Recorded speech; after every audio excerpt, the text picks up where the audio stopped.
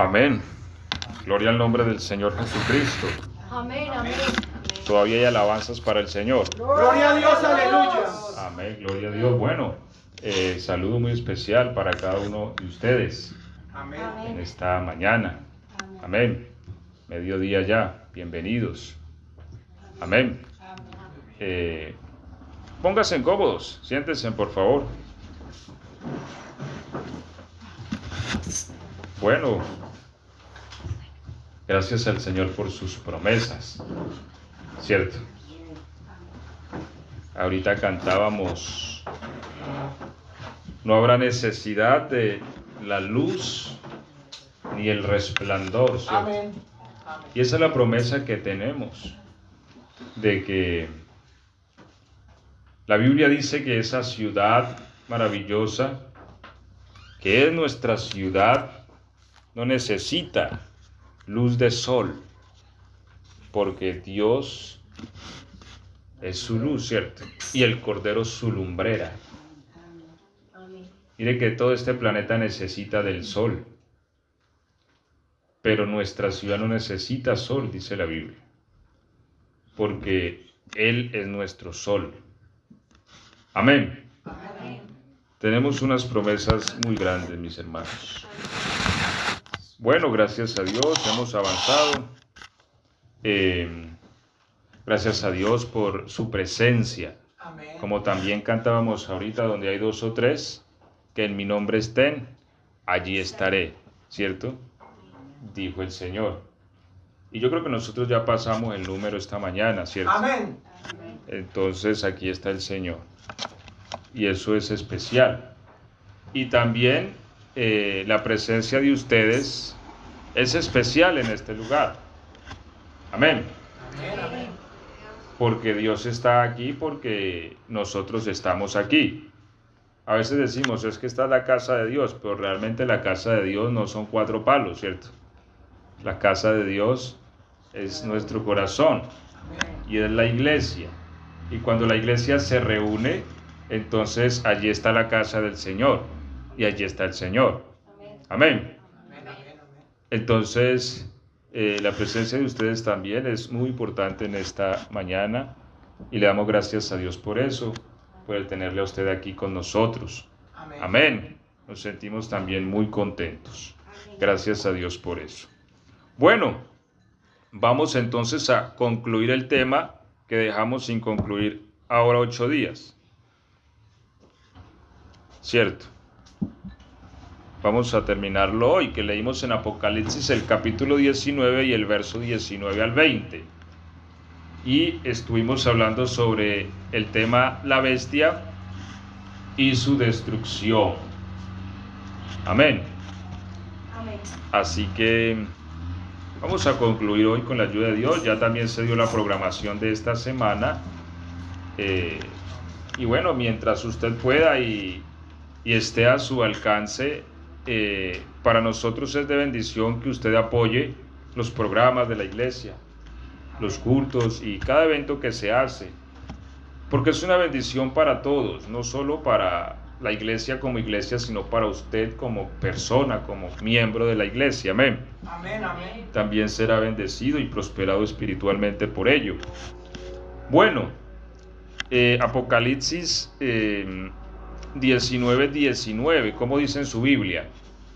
Y dio la bestia a los reyes de la tierra y a sus ejércitos reunidos para guerrear contra el que montaba el caballo y contra su ejército.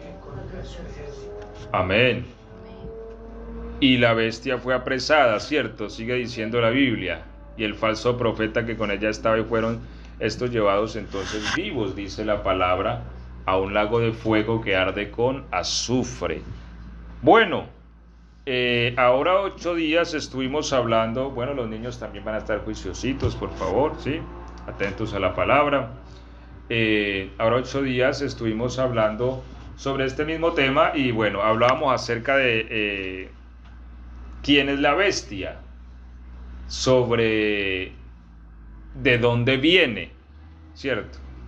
Y por qué es un gobierno tan particular, que el mismo Daniel dice que tuvo mucha curiosidad por saber acerca del cuarto reino. pues era diferente a los 3 primeros. Y su particularidad también es su origen, del cual hablábamos ahora 8 días, porque su origen no es humano ni terrenal, ¿cierto? Decíamos que él sube ¿de dónde? Del abismo, y cuyo advenimiento es por obra de a quien Satanás le dará su trono, su poder y autoridad. Entonces no es un personaje ordinario. Es decir, dentro del mundo de la política han existido grandes personajes, ¿sí? Muchos dignos tal vez de admirar, otros crueles, pero ninguno de ellos se va a comparar con este, ¿sí? Este será totalmente distinto. La Biblia dice que destruía todo y con los pies hollaba y pisaba ya lo destruido. Es una cosa tremenda. Así que estuvimos hablando acerca de ese asunto. Bien, voy a tocar 3 puntos para concluir respecto a la bestia, y es acerca de 1, su reino. Vamos a mirar otros aspectos de su reino. 2, la relación con los santos, que ha sido un tema bastante polémico, y como les decía ahora 8 días, no pretendo tampoco cerrar la polémica, pero quisiera que miráramos algunos puntos al respecto. Y por último, su destrucción, porque la Biblia nos habla tanto de su aparición, de su reino, como de su destrucción. Y esta es la confianza que tienen los santos, porque en Cristo ya conocemos el final. No es una cosa, por eso el cristiano no vive en una incertidumbre como el mundo. El mundo vive sumergido en una incertidumbre. ¿Qué va a pasar? ¿Qué va a suceder? ¿Qué vendrá en esta década? ¿Será que van a venir los extraterrestres y nos van a colonizar y nos van a esclavizar? Hay muchas incertidumbres que la humanidad vive. Pero para nosotros, tanto el principio como el final ya está escrito. Amén. Amén. Y como dijo entonces Pedro, nosotros esperamos según sus promesas, cielo nuevo y tierra nueva, en los cuales moran la justicia. Esto tiene un final muy bonito y muy hermoso. ¿Por qué? Bueno, muy hermoso para aquellos que se sujetan a la gracia de Dios, ¿cierto? Y a su favor. ¿Y por qué el final es tan hermoso? Porque para Dios todas las cosas son posibles. Y porque no hay nadie que se haya enfrentado nunca a Él que haya salido victorioso. ¿Sí? Amén. Bien, el capítulo 13 y el verso 4 de Apocalipsis, de esto ya hablábamos entonces ahora 8 días.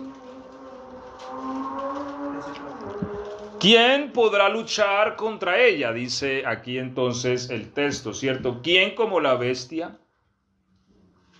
Y adoraron al dragón que había dado autoridad a la bestia. Y adoraron a la bestia diciendo, ¿quién como la bestia? ¿Y quién podrá luchar contra ella? Entonces mire la proclama que el mundo entero establecerá. ¿Sí? ¿Quién como la bestia? ¿Y quién podrá luchar contra ella? Hace 8 días yo les decía que el mundo tiene poderes que combaten entre sí. Es decir, después que cayó el Imperio Romano, que fue a través de muchos años, no se volvió a levantar jamás un imperio de esa magnitud. Y aunque han habido otros imperios, ¿cierto? Como el otomano y otros, no han llegado a la magnitud de gobernar la tierra como la gobernó Roma, o como la gobernaron los griegos, o como la gobernaron los medos persas o los caldeos.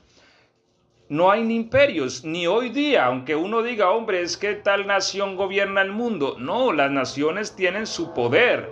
Y sí, hay unas que están sometidas a otras, pero hay otras que se temen la una a la otra. Y que cualquier paso en falso que dé una, se puede llegar a hacer una aniquilación mutua. Porque hoy día sabemos que tenemos armas, como raza humana hablamos, ¿cierto? La raza humana posee armas muy destructivas. Y nosotros vimos hablo pues a manera de historia, una pequeña demostración de la fuerza atómica, cuando la Segunda Guerra Mundial le puso fin las bombas de Hiroshima y Nagasaki, ¿cierto? El 5 de agosto de 1945. Una bomba que lanzaron y antes de llegar a la Tierra estalló. Y eso emite 3 ondas. Primero, una onda de luz que enceguece al que la ve y automáticamente lo elimina, como una sombra pegada a la pared queda la persona. Es tan potente esa luz que oculta el sol. Después emite una onda de fuego que todo lo quema. Y después emite una onda de viento que todo lo barre y queda como un desierto. Y eso que vimos en Hiroshima, allá en esas ciudades, eso es algo rudimentario comparado con lo que hoy día se tiene. Y no se tiene una ni dos, se tienen miles. Creo que Estados Unidos tenía como 32,000 de esas armas. Y uno dice, ¿para qué tanto? Si con una se desestabiliza medio mundo. Entonces, las naciones tienen su poder. No es que esta manda a todas. No hay un imperio ahora, no lo hay. Realmente no hay quien diga, es que yo hago lo que quiera y nadie me puede decir nada. Las naciones tienen su tiemple, ¿sí? Y de alguna manera eso ha gestado equilibrio por estos tiempos. Y yo por eso creo también, hermanos, que no hay una generación que sea más responsable delante de Dios y que tenga más beneficios que esta. Y yo creo que esta generación va a ser juzgada con mucha dureza delante de Dios, porque hemos tenido palabra hasta que ya. Hemos tenido tranquilidad porque hay un equilibrio. O sea, el mundo ha vivido situaciones muy difíciles que, hombre, sí, hay problemas aquí y allí, pero no se comparan con lo que el mundo ha vivido, ¿sí? Entonces, este personaje es diferente a todos porque el mundo proclamará a una. ¿Quién como la bestia? ¿Y quién podrá luchar contra ella? Mire que no va a haber poder humano. Daniel capítulo 8, verso 23 y 24 nos habla de esto, ¿cierto? Ese también lo habíamos leído.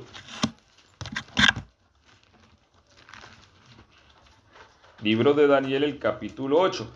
Nos habla de cómo este personaje va a proceder sin que no haya quien le estorbe. ¿Sí? 8:23. Dice el 24, y su poder se fortalecerá, mas no con fuerza propia. Ya sabemos que su poder no viene de él mismo, sino del mismísimo Satanás. Y causará grandes ruinas. ¿Y qué?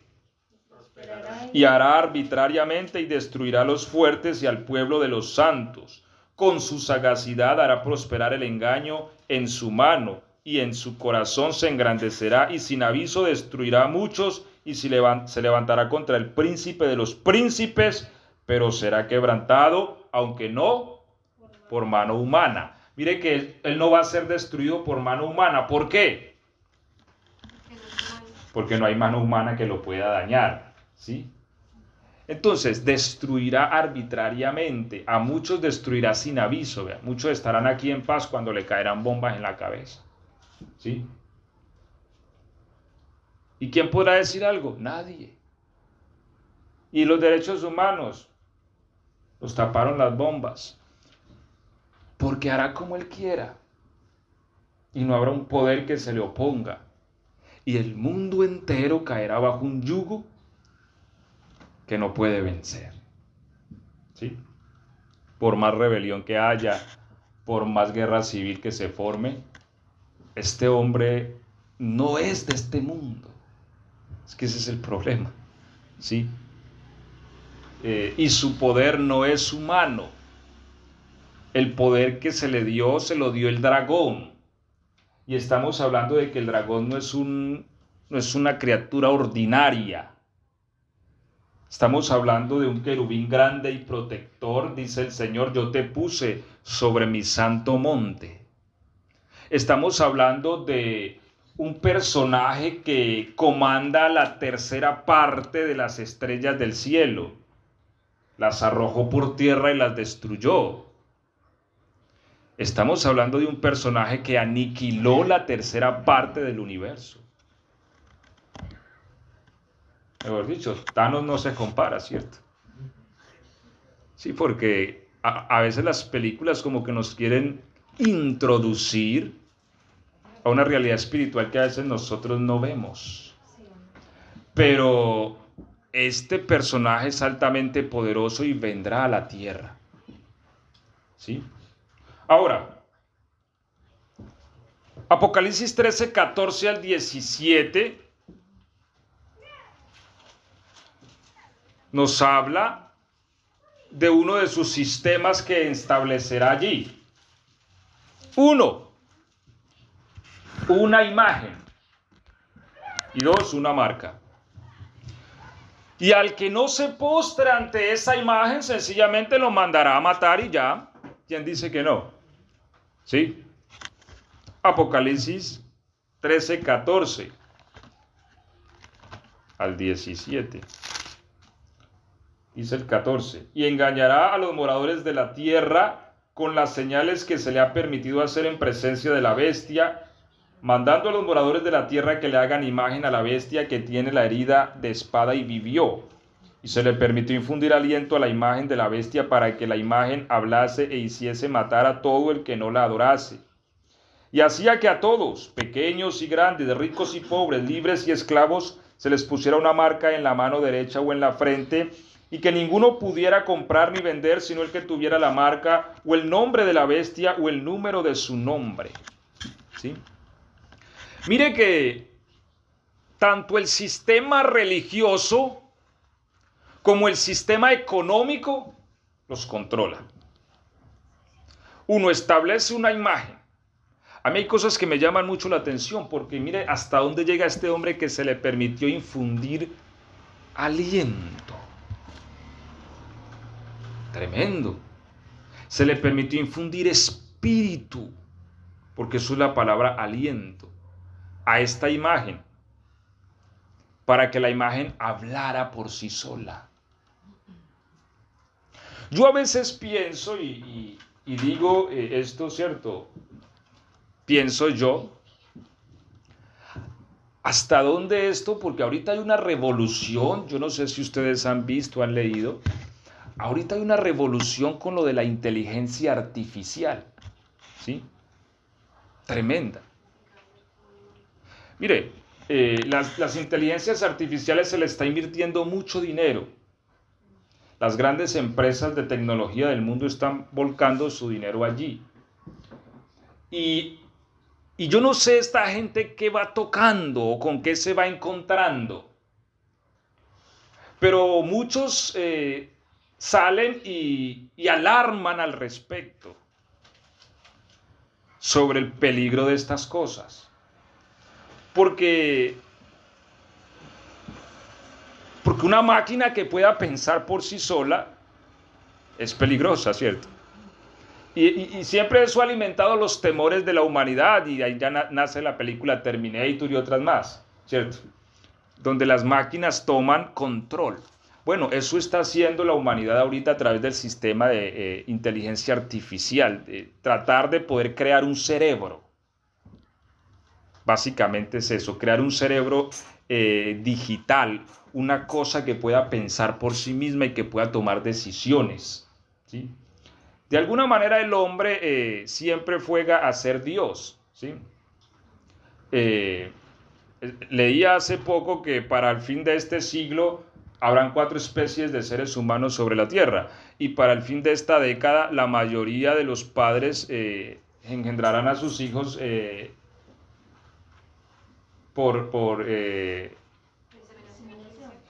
pero eso ya tiene un sistema tecnológico donde usted elige la forma de su hijo, ¿sí? El color de su cabello, sus ojos, su estatura, todo, bajo la ingeniería genética. O sea, se va a pretender crear una raza semidioses, pues. Entonces, con todo esto viene la humanidad jugando, ¿cierto? Sin saber que detrás de todo esto está Satanás construyendo sus hilos para su manifestación. Entonces, esta imagen es una imagen que seguramente estará en todo el mundo. Aquí la tecnología tiene que estar muy relacionada, ¿cierto? Lo digital. Y esa imagen hablará y hará matar al que no se postre delante de ella. Ah, es que yo no creo. Mátenlo. Así nada más. Ah, pero ¿dónde está un juez o alguien que me juzgue? Mátenlo. Ese es el juicio. Porque él es el juez. El anticristo va a ser el juez de 3 años y medio, ¿cierto? 42 meses dijimos. Se le va a dar autoridad y poder para que haga lo que quiera 42 meses. Y en esos 42 meses, todo esto lo va a realizar, mire. Entonces va a mandar a matar al que no la adore. Aparte de eso, el efectivo ya no va a existir, y eso es otra cosa que ya estamos escuchando, ¿cierto? Que de alguna manera el sistema del efectivo ya no va a funcionar porque cada día el papel vale menos y ya no hay ni en qué soportar lo que se tiene. Entonces, muy pronto, de alguna manera el sistema económico mundial va a cambiar. Y ya no va a ser más el efectivo que conocemos, el dinero que conocemos. Para este momento de la bestia, el sistema económico se manejará bajo un asunto digital también, que se llevará en la frente o en el brazo derecho, ¿cierto? Y allí se les deposita, o sea, será como el sistema comunista que a veces funciona, que a los ciudadanos, creo que en Cuba funciona algo así, a los ciudadanos les llega su provisión y ya, ¿cierto? O sea, no hay como oportunidad de prosperar y de conseguir algo en la vida. Algo así. Bueno, usted adora a la bestia, tiene su procesador allí implantado, eso, y ahí le depositan de una vez lo que usted va a comprar. Pero también puede vender. Bueno, todo el sistema comercial va a pasar por ahí. Pero para que usted le implanten eso, hay que adorar a la imagen, ¿sí? Entonces allí la persona entendida que sabe que esto es el engaño de Satanás va a decir, no, yo no voy a adorar a la imagen. Entonces no comen ni puedes vender, ni comprar, ni nada. A los que Satanás no pueda matar directamente o encarcelar, pues los va a matar de hambre. Mira el control que va a tener, tan impresionante. Y hermanos, esto parece sacado de Hollywood, pero es algo que está a medio camino. Amén. Y es lo que nosotros tenemos que reflexionar. Esto está por venir. O sea, nunca tanta alboroto tecnológico y tanta cosa rara que se oye como hoy día. O sea, la humanidad ha excedido ya los límites mismos de su capacidad y sigue escarbando con exceso de codicia frente al conocimiento. Y hay cosas impresionantes. Vea, ahorita leí hace días que ahora en los próximos meses este señor de Elon Musk está trabajando en un sistema para conectar al cerebro, ¿sí? Cosa que usted pueda conectarse por Bluetooth desde su cerebro a la computadora, ¿sí? Y en fin, hacer ciertos procesos digitales desde su cerebro. Ahí está, conectado por Bluetooth. ¿Cuándo uno se imaginaba eso años atrás, cierto? Ahí están, algunos dicen que el hombre está loco, otros dicen que, bueno, no sé, pero ahí está trabajando él en eso e invirtiendo su fortuna en eso, ¿sí? Entonces, es una cuestión que estamos en un mundo y muchas veces uno está como que en el día a día y está ajeno de lo que se está gestando en el mundo, ¿cierto? Entonces todo esto pasará por su control, la imagen, la economía, todo. Y Apocalipsis 16:10 nos habla va a haber un punto donde el reino de la bestia se va a llenar de tantas tinieblas que los hombres se morderán, ¿cierto? La lengua, dice la Biblia, del dolor. Esto es tremendo. Imagínense cuánto dolor va a haber sobre la raza humana. Morderán del dolor. Impresionante. Pero vamos a tocar un punto que, como les decía ahorita, es complejo. Hay mucho que hablar y tiene sus contraposiciones. Los santos y la bestia. Porque hay una pregunta que siempre ha sido objeto de polémica. ¿Conocerá la iglesia a esta persona? ¿Sufrirá la iglesia? ¿Hasta dónde la iglesia va a estar? ¿Será llevada la iglesia antes? Porque bueno, hay que partir de una base y es, la iglesia va a ser arrebatada. Yo creo que eso no es objeto de polémica. El objeto de polémica ha sido ¿cuándo? ¿En qué momento va a ser arrebatada la iglesia? Porque está la posición de que la iglesia va a ser llevada antes y otra durante. Y están estos conflictos teológicos, pero vamos a observar algunos textos, ¿sí? Bueno, ahora 8 días hablábamos del arrebatamiento.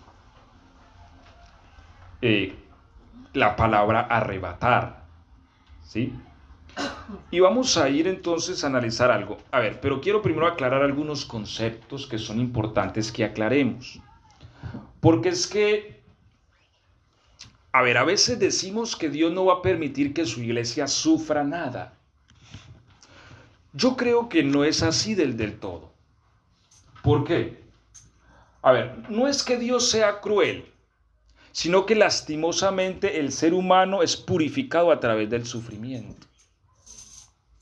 O sea, el sufrimiento limpia el corazón. Y los grandes hombres de Dios han sido hombres sufridos. Y cuando la Biblia habla de Cristo, habla varón experimentado en quebrantos. Ahora, nosotros decimos eso porque nosotros vivimos en una generación que no sabe qué es sufrir por Cristo. Lastimosamente. Así como el cuento que decía alguien que había una hermanita que testificaba en el culto y decía, ni hambre, ni espada, ni tribulación me separará del amor de Cristo. Decía la hermanita siempre eso, ni hambre, ni peste, ni nada. Y cuentan que la separó un chicle. Sí, porque llegó en cierta ocasión con el vestido bien bonita y había un chicle en la silla, se sentó y no lo vio y se dañó el vestido con el chicle. Y no volvió a la iglesia por eso. Entonces alguien decía, no la separaba hambre ni tribulación, pues la separó un chicle. Sí. Entonces, o sea, nosotros vivimos en una generación, hombre, para bien o para mal, que no sabe qué es sufrir por Cristo. Y por eso a veces decimos, no, Dios no va a permitir. Mire, preguntémosle eso a los cristianos del primer siglo, donde Roma jugaba con ellos y se lo echaba a los leones por ser cristianos. Allá en el circo romano ponían a los cristianos para que un tigre se los comiera. ¿A usted eso no le parece muy cruel? Había un sistema que era un toro metálico coco, o sea, hueco por dentro. Y ahí metían a los cristianos. Y tenía un sistema como de trompeta, que cuando la persona gritaba se escuchaba como el bramido del toro. Y abajo le prendían fuego. Y la persona empezaba a quemarse lentamente y a gritar. Y se escuchaba el toro como si el toro estuviera bramando, ¿cierto? Y era la persona muriendo a los gritos por ser cristiano. Eso en el primer siglo. Hablemos de los mártires de la Edad Media, de la llamada Santa Inquisición, que de santa no tiene nada, ¿cierto?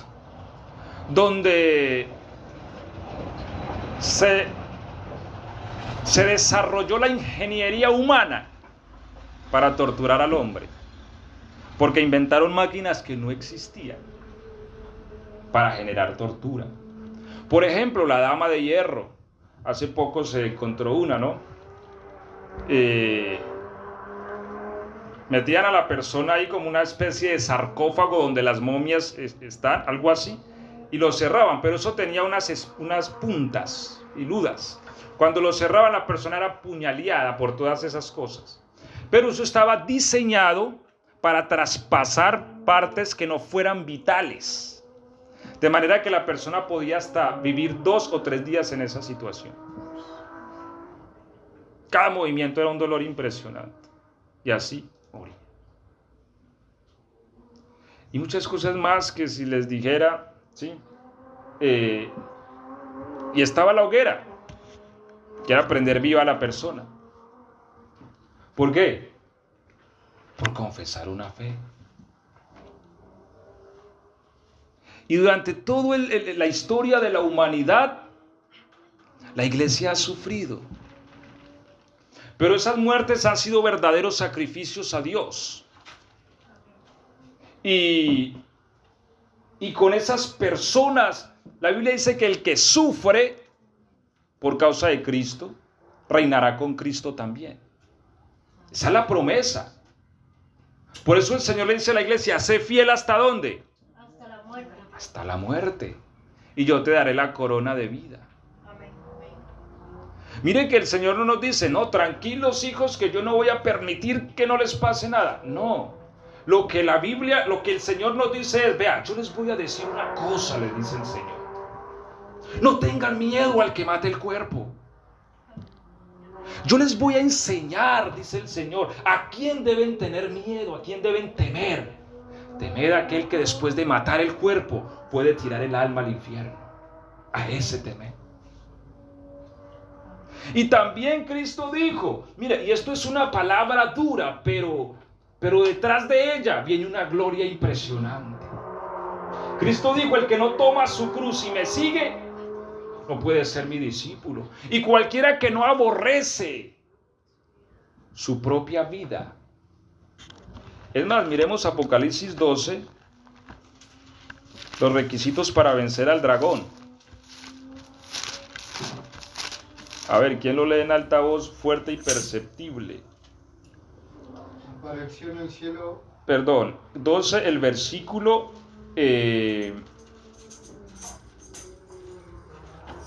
11, versículo 11 del 12. ¿Cómo dice en alta voz? Y ellos le han vencido por medio de la sangre del Cordero y de la palabra del testimonio de ellos y menospreciaron sus vidas hasta la muerte. ¿Cómo le vencieron? Claro, 1, por la sangre del Cordero, por la palabra de su testimonio y porque menospreciaron su vida hasta la muerte. Yo escuchaba hace días a alguien que hablaba sobre el tema del conflicto en Medio Oriente y cómo esta gente se suicida sin miedo. Y él decía, es tremendo porque esta gente no le tiene miedo a la muerte. Y en muchas veces los que terminan ganando son los que no le tienen miedo a la muerte. Y esa frase se me quedó. Y eso es lo que el Señor nos dice, no le tengamos miedo a la muerte. Hermanos, es que por X o por Y nos vamos a morir. Y la Biblia dice que cuando a Pedro lo azotaron, le dieron juguete. Me imagino sus espaldas ensangrentadas porque esa gente no golpeaba así, ¿cierto? No, eso era con ganas. Dice que Pedro salió gozoso, contento, feliz, porque Dios le había concedido sufrir por causa del Evangelio. Eso es una fe tremenda. Y es una fe que hoy día nos enseña, ¿cierto? Contento salió este hombre, porque hermanos, morir a la muerte de Esteban, no todos tienen tal dicha. Mire que la muerte de Esteban inclusive fue muy semejante a la del Señor. Porque él antes de morir dijo, perdónalos, ¿cierto? No les tomes en cuenta este pecado. El mismo Pedro lo iban a crucificar, dice la historia. Y él dijo, no, por favor, no soy digno de morir como murió mi Señor. Amén, amén. Crucifíqueme con la cabeza para abajo. Y así lo crucificaron. Hombres de los cuales es el reino de Dios. Hombres que ya tienen una gloria ganada. Y que muy pronto regresarán con nuestro Señor para gobernar este mundo. ¿Sí? Pastor, también el caso de muerto Jacobo, ya iban por Pedro también y cuenta la palabra, nos enseña que el ángel tuvo que tocar el costado de Pedro porque estaba muy dormido, sabía que al otro día iba a morir. Y mire eso tan tremendo, porque en cierta ocasión un hombre fue condenado a muerte, al día siguiente lo iban a matar, y dicen que su pelo se volvió blanco de un día para otro, de la angustia de saber que lo iban a matar el otro día. El Pedro lo iban a matar el otro día, estaba durmiendo. O sea, es la seguridad de la gloria que tenemos, de que si morimos por el Señor es una cosa poderosa, no todos tienen ese... O sea, esa gente que muere por causa de Cristo tiene un lugar especial en el reino y se llaman mártires del Señor. No es gente cualquiera, ¿sí? Es gente especial. Especial. Ahora, digo esto porque, vuelvo y les digo, o sea, ¿por qué? Porque a veces argumentamos, no, es que el Señor no va a dejar que la iglesia sufra No. Lo que el Señor dijo, mire, ustedes no le tengan miedo a eso, porque yo les garantizo que ni uno de sus cabellos perecerá. Y se está refiriendo a la vida eterna, que nosotros estamos seguros en Él. Amén. Pero el diablo puede matar el cuerpo, ¿sí? Pero hasta ahí, él no puede hacer nada más. No puede ir más allá. Y por eso, como leímos aquí, le han vencido. ¿Por qué? Porque menospreciaron sus vidas. Dígame, el diablo, ¿cuál es la amenaza más fuerte que el diablo hace? Yo la he escuchado muchas veces, ¿cierto? Te voy a matar. Voy a matar tu familia. Esa es la amenaza más fuerte que le hace. ¿Por qué? Porque más allá él no puede. O sea, después de matar, y si Dios se lo permitiera, ¿cierto? Ya. Él no puede hacer nada más.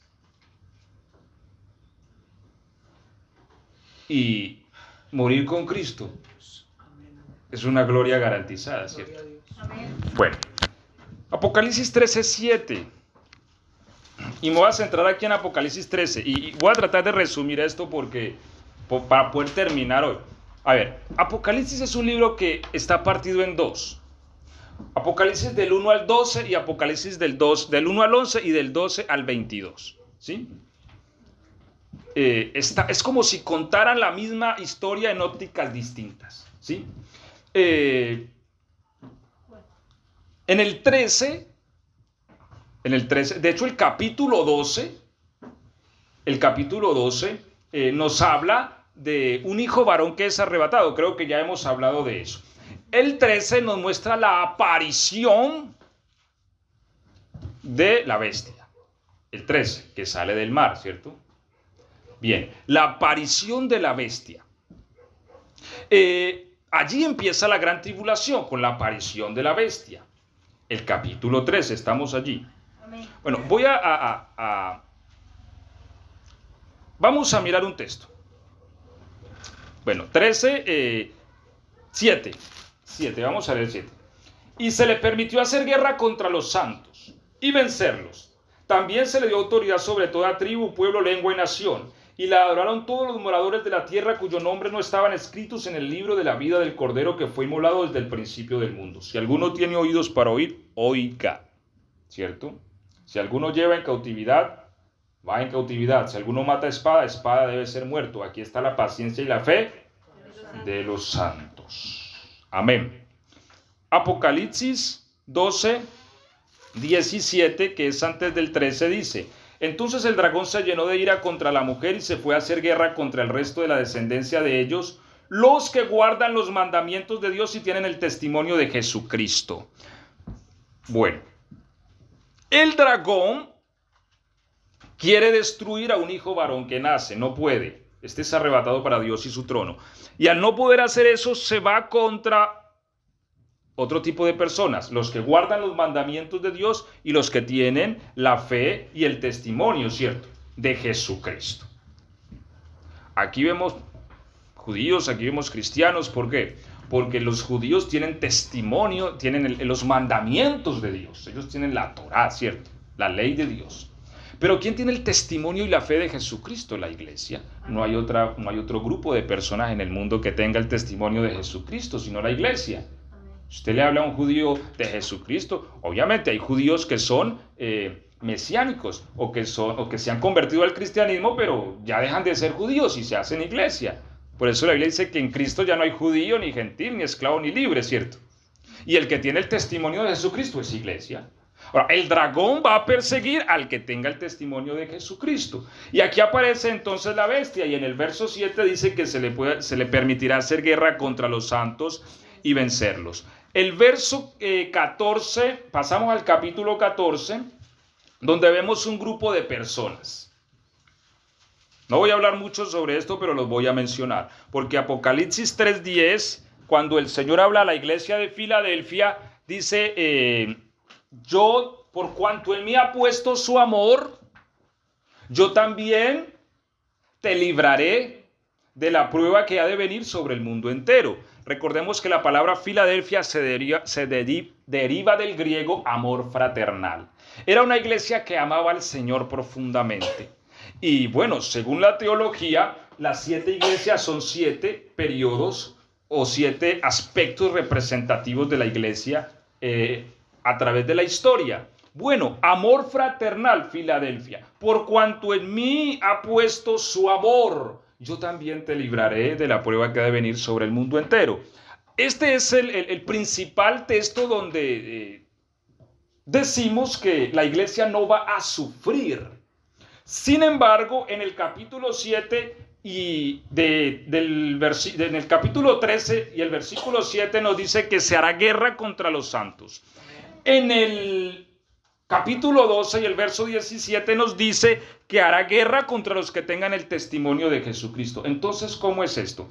Y yo creo que eso lo responde el capítulo 14. Del 1 en adelante, ¿sí? Aquí nos habla de 144,000 personas. Ahora, estos 144,000, cabe resaltar, no son los mismos 144,000 que aparecen unos capítulos antes, ¿sí? ¿Por qué? Porque los 144,000 del capítulo 7 son judíos, pues la Biblia nos dice que son 12,000 de cada tribu. 2 están sobre la tierra, porque fueron marcados para que estas plagas no los tocaran. Estos 144,000 del capítulo 14 no son los mismos. ¿Por qué? Porque no están en la tierra. Están en el monte Sión, de pie allá con el Cordero. Están en la presencia misma de Dios, ¿cierto? Y estos cantan una canción. Que es el cántico que nadie conoce, ¿cierto? Pero acá dice, nadie puede aprender el cántico sino aquellos 144,000 que fueron redimidos de entre la tierra. Estos son los que no se han contaminado con mujeres, pues son vírgenes. Estos son los que siguen al Cordero por donde quiera que va. Estos fueron redimidos de entre los hombres como primicias. ¿Sí? ¿Qué es primicias? Lo primero. Mire, para el pueblo de Israel esto eran las primicias. La cosecha empezaba a brotar. Primero brotaban las primicias. Yo creo que todo el que ha sembrado algo se da cuenta que hay unas primicias. Son los primeros frutos que brotan. Ellos apartaban esas primicias. Ejemplo, el trigo lo sembraban, pero salían unos trigos primeros lindos. Y ellos sacaban esos trigos primeros y los llevaban al templo.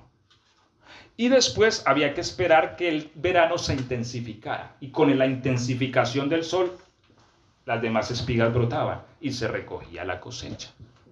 Capítulo 14 nos habla de las primicias. Mientras que el verso 14, aunque no me quiero adelantar, habla de la cosecha entera. Las primicias del versículo 1 y el capítulo 14 de Apocalipsis nos dice entonces que hay un grupo de personas que son primeros. ¿Sí? ¿Me hago entender? Es decir, Dios llevará consigo primero a unos. ¿Cómo así, hermano? Pues yo no había escuchado eso. Aquí dice, versículo 4, son primicias. Primicias quieren decir primeros. Fueron elegidos como primicias de entre los redimidos, ¿sí? Redimidos como primicias. ¿Por qué primicias? Porque en ellos se cumple lo de la iglesia de Filadelfia, por cuanto Él me ha puesto su amor. Es decir, esta gente no vive por otra cosa más que por Cristo. Es más, esta gente ya ni vive, están, como dijo Pablo, ya no vivo yo, más vive Cristo en mí. Esta gente es una gente que está entregada, como decimos en Colombia, con alma, vida y sombrero. ¿Sí? Son intachables. No hay en ellos defecto alguno respecto a su fe y su amor por el Señor. Y están dispuestos a cualquier minuto a ser sacrificados por Él. El Señor sabe quiénes son, ¿cierto? Y estos 144,000, ¿cierto? Bueno, perdón, a la luz de la palabra, no, esos 144 no habitan aquí en esta tierra, porque fueron las primicias. Sí, claro, ellos habitan la tierra, sino que ellos son sacados. A ver, me explico. Cuando nosotros tomamos el texto de Apocalipsis 3:10 para decir, la iglesia no va a pasar la gran tribulación porque el Señor le dijo a la iglesia de Filadelfia, por cuanto me ha puesto su amor, yo te libraré. No es tanto la iglesia en su aspecto general, sino que a esos que Dios les dijo, por cuanto en mí has puesto tu amor, yo también te libraré, ellos representan esas primicias. Es decir, las personas que aman a Dios con ese amor tan profundo, son primicias. Y Dios las va a sacar de la aflicción antes que llegue. ¿Por qué? Porque sencillamente esa gente no necesita sufrir. ¿Para qué si esa gente ya está muerta en vida? O sea, no hay propósito. O sea, es el sufrimiento que Dios permite a la iglesia es para purificar. Esta gente ya es pura. O sea, no tiene sentido hacerla sufrir. ¿Para qué? Si ellos ya no viven, vive Cristo en ellos. O sea, ellos ya sufrieron en vida lo que tendrían que sufrir. Ellos ya están entregados enteramente al Señor, pese al dolor, pese a la aflicción.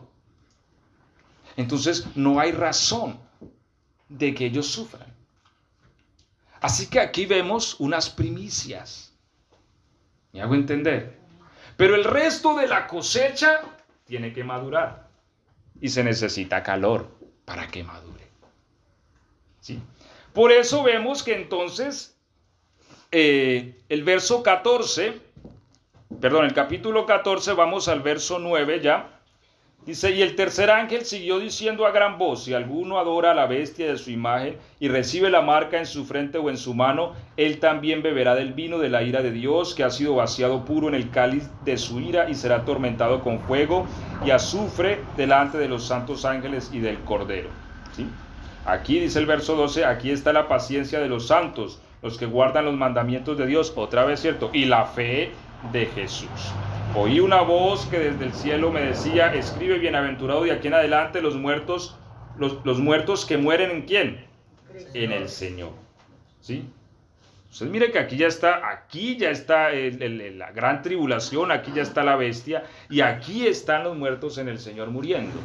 ¿Sí?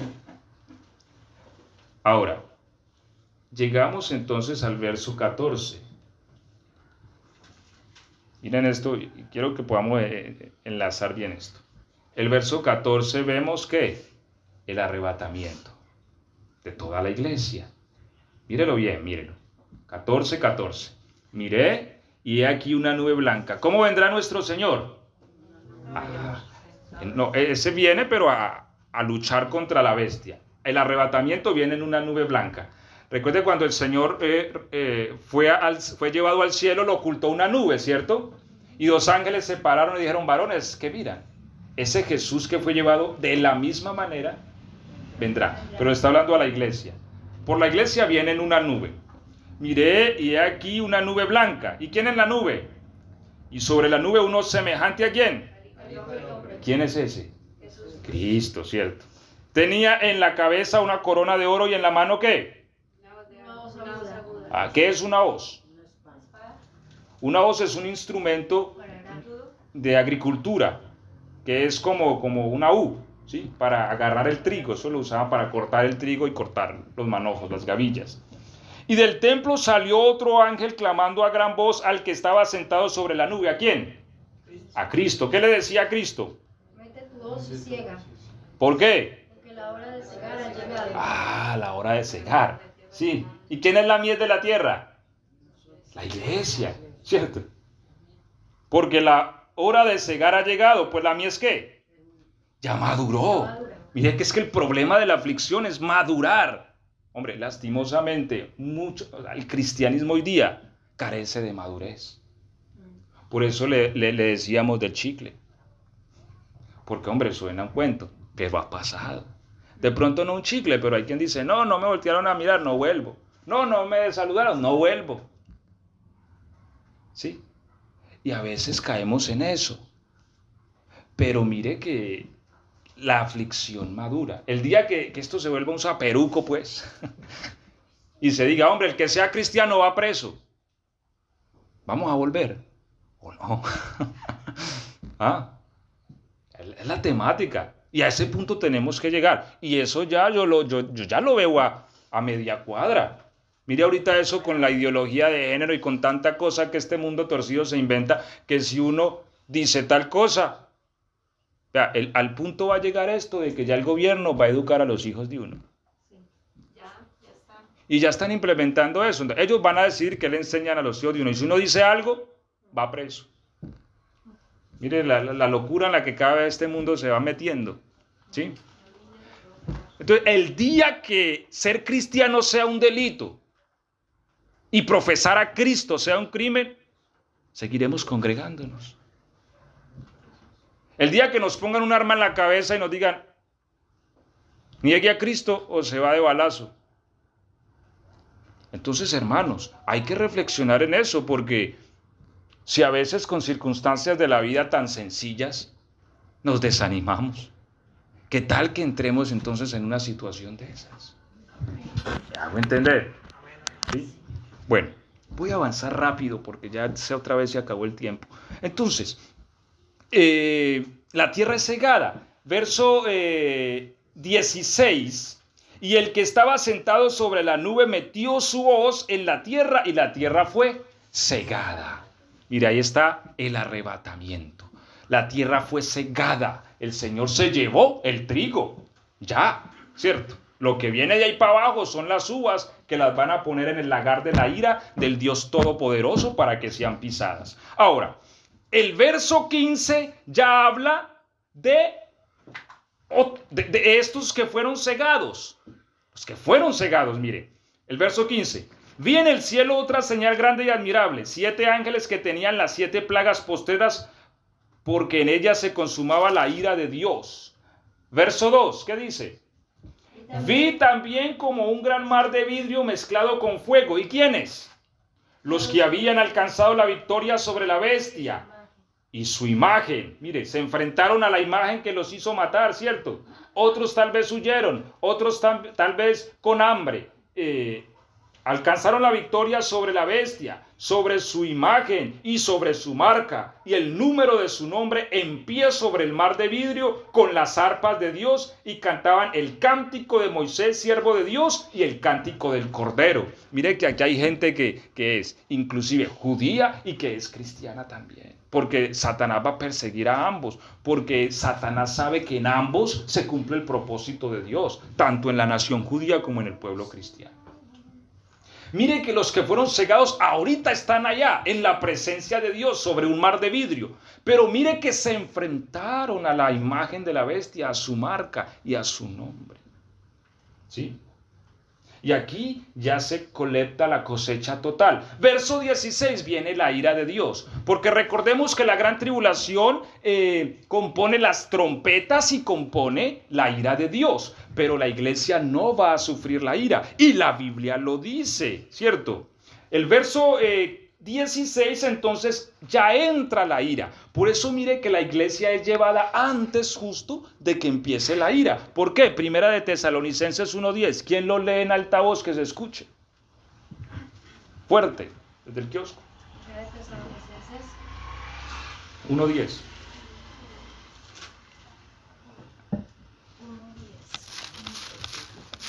A ver si es 1:10. Vamos a ver. ¿Cómo dice ahí? Y esperar de los cielos a su Hijo, al cual resucitó de los muertos, a Jesús, quien nos libra de la ira. ¿Nos libra de qué? De la ira venidera. Mire, no es que nos vaya a librar del sufrimiento, hermanos, el sufrimiento nos purifica. Y no miremos esto como que, entonces Dios, no. Si Dios nos permite sufrir, es porque lo necesitamos, mis hermanos. Amén. Amén. Porque nuestro Señor es santo y bondadoso y bueno. Y Él no va a permitir algo que no se necesite. ¿Sí? Pero nos libra ¿de qué? De la ira. Ay, sí, yo no los puse a ustedes para ira. Primera de Tesalonicenses 5:9. ¿Quién lo lee fuerte? 5:9. De Tesalonicenses. Porque no nos ha puesto Dios para ira, sino para alcanzar salvación por medio de nuestro Señor Jesucristo. Porque Dios no nos puso para ira. Entonces, cuando ya viene la ira, que es ahí en el verso 15 de Apocalipsis, ¿cierto? Cuando ya viene el capítulo 16, cuando viene la ira, entonces no, por eso antes de la ira está que la tierra es cegada, antes de la ira está el arrebatamiento, ¿sí? Después de que se enfrentaron a la bestia, después de que se enfrentaron a la imagen a su imagen y a su marca. Ahora viene la ira y Dios quita a su pueblo, a su iglesia de la ira. Y la ira viene sobre el mundo entero, sobre aquellos que no son de Cristo, ¿cierto? Y ya vemos que la ira es una cosa tremenda, tremenda, ¿sí? Es el clímax de la gran tribulación que concluye con el regreso de Cristo. Entonces, esto es un panorama rápido, ¿cierto? Porque yo sé que quedan muchas preguntas al respecto, pero lo digo para que reflexionemos. Porque a veces nosotros decimos, no, es que todos nos vamos a ir aquí de un momento a otro antes que cualquier cosa pase. ¿Será posible? Si realmente Dios necesita una iglesia totalmente entregada a Él. Y hermanos, nada puede hacer eso, sino la aflicción, lastimosamente. ¿Por qué? Porque el día que para uno no pueda ni ir a comprar, ¿cierto? Y que si lo ven a uno por ahí, lo van a llevar preso. Y por ser cristiano no puedo ni vender. Y llevo tal vez tantos días aguantando hambre. Y mis hijos y mi familia. Hombre, uno dice, ¿para qué estar en este mundo? ¿Para qué? Y esa situación va a gestar un clamor en la iglesia profundo. Día y noche la iglesia va a decir, Señor, ven, y se cumplirá el texto que dice, el espíritu y la novia dicen ven. Y también cuando dice la Biblia, el que oye diga ven. Y también cuando nos enseñó a orar que dijo, decid venga tu reino. Y la iglesia va a llorar profundamente y va a decir, por favor, Señor, ven. Y el Señor va a venir por ella. Porque Dios siempre obra a través del clamor de su pueblo. Por eso cuando Dios se le apareció a Moisés, le dijo, Moisés, he oído el clamor de mi pueblo. Mire, 400 años se tardaron para clamar. Pero el Señor dijo, he descendido y he oído el clamor de este pueblo. Por eso he descendido y ahorita lo comisionó a usted para que los libere. Dios obra es en el clamor. Amén, amén. Un clamor que hoy escasea. Porque no lo necesitamos mucho, ¿cierto? Porque decimos, estamos bien, nos vamos a morir. Ay, no, yo no me quiero morir, estoy bueno aquí, estoy cómodo, ¿cierto? Señor, ven. No, Señor, no venga todavía, que no he comprado tal cosa, tal otra, despuesito, ¿sí? Pero cuando nos apriete la situación, vamos a pedirle a nuestro Señor que regrese. Y concluimos diciendo, y vamos a usar otros 5 minuticos más para poder concluir. Segunda de Tesalonicenses 2:8, porque he hablado mucho de la aflicción y del dolor, pero quiero que concluyamos viendo la gloria que ha de venir. Segunda de Tesalonicenses 2:8, Apocalipsis 14, 17, 14. Acá nos habla entonces de Segunda de Tesalonicenses 2:8. ¿Qué dice? Y Entonces se manifestará aquel inicuo a quien el Señor matará con el espíritu de su boca y destruirá con el resplandor de su venida. Apocalipsis 17:14.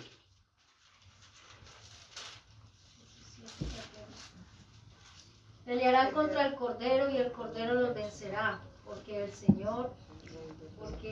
es Señor de señores y Rey de reyes, y los que están con Él son llamados y elegidos y fieles. Amén, gloria a Dios. Entonces, vamos concluyendo de la siguiente manera. Después que la iglesia pase por esto, después que la iglesia sea arrebatada, la iglesia entrará en otra dimensión, porque Pablo lo dijo.